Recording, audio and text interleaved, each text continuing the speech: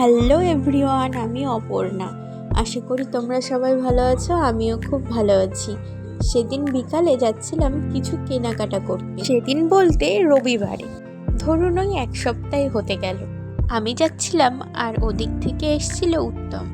বলতে বলতে ওই যে সামনে এসেই হাজির কালো কালারের টি শার্ট পরে। তারপরে আমরা চলে গেছিলাম স্টাইল বাজারে ওর জন্য একটা ট্রাউজার প্যান্ট নিতে। তো এই ব্ল্যাক কালারের ট্রাউজার প্যান্টটা পছন্দ করেছিল, আমরা ওটাই নিয়ে নিয়েছিলাম।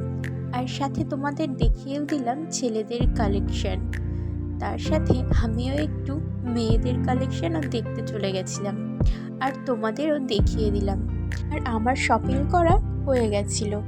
আমি গিয়েছিলাম কলকাতায় বড় বাজারে কেনাকাটা করতে। আর ওখানে যে পরিমাণে ভিড় ছিল যে ভিডিও করার মতো উপায়ই ছিল না, সেজন্য আমি আর ভিডিওও করিনি। তারপরে এখানেও বিল কাউন্টারে বিল করে নিয়েছিল। আমরা তার মধ্যে চলে গেছিলাম পার্লারে। পার্লার থেকে বেরিয়ে এক প্লেট মোমো আর এক প্লেট ধোসা খেয়ে নিয়েছিলাম। আর আমার সাথে ও টোটোতে করে আসছিল আমাকে বাড়ি অবধি ছাড়। যেতে যেতে মনে পড়লো গোপালের জন্য তো কিছু নেওয়া হয়নি, সেজন্য টোটো দাঁড় করিয়ে গোপালের জন্য একটা সিঙ্গারা আর মিষ্টি নিয়ে নিয়েছিলাম। মিষ্টিটা পরের দিন পুজোতে দিয়েছিলাম আর সিঙ্গারাটা সেদিন রাতেই দিয়ে দিয়েছিলাম। মিষ্টির দোকানে জানো তো 1 টাকা বেশি দিয়ে দিয়েছিলাম। আর বলেছিল যে আমার কাছেও ছিল না 1 টাকা, আর ওই দোকানেও নাকি ছিল না 1 টাকা। তো আমাকে বলেছিল যে পরে দিয়ে দেবো খানি। আমি তখন আর কিছু বলিনি, যে আমি তো আর পরে নেবো না, এই 1 টাকা আর কে নেয়। কিন্তু আমি যখনই একটা পলিথিন ছিলাম যে সিঙ্গারাটা নেব, শুধু কাগজের দিয়ে দিল, তাই বললাম একটা পলিথিনও দাও। পলিথিন চাইতেই বয়স্ক মহিলাটা আমার মুখ করে উঠলো যে একটা পলিথিনের দাম আছে, একটা সিঙ্গারা নিচ্ছে আবার পলিথিন কিসের।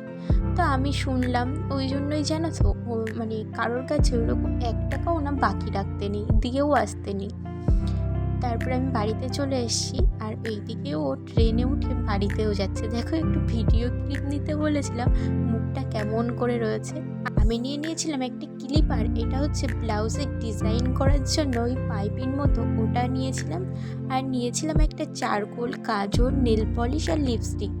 আর একটা কুর্তিও কিনে নিয়েছিলাম। কুর্তিটা না দারুণ লেগেছিল। হাতায়ও দেখো কি সুন্দর কাজ করা, হাকোবা কুর্তি নাকি, এগুলো নতুন উঠেছে এবার পুজোয়। আর আমাদের বাড়িতে এসেছিলো একটা ছোট্ট গপু, তার জন্য জামা, আর আমাদের গপুর জন্য 2টো জামা নিয়ে এসেছিলাম। সো টাটা, দেখা হচ্ছে নেক্সট ব্লগে। সাবস্ক্রাইব, ফলো, লাইক, শেয়ার করতে ভুলবেন না।